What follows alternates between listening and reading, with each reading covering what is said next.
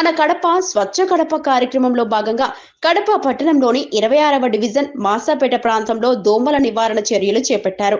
రాష్ట్ర ప్రభుత్వ whip Kadapa MLA R Madhavi Reddy గారు, టీడీపీ పోలిట్ బ్యూరో సభ్యులు, జిల్లా అధ్యక్షులు ఆర్ శ్రీనివాస్ రెడ్డి గారి ఆదేశాల మేరకు ఈ కార్యక్రమం నిర్వహించినట్లు తెలిపారు. 26వ డివిజన్ టీడీపీ ఇన్ఛార్జ్ చవలముడి శంకర్ ఆధ్వర్యంలో మాసాపేటలోని ఎస్టీ జాన్స్ క్యాథలిక్ చర్చ్ పరిసరాల్లో దోమల పొగ మందు కొట్టించారు.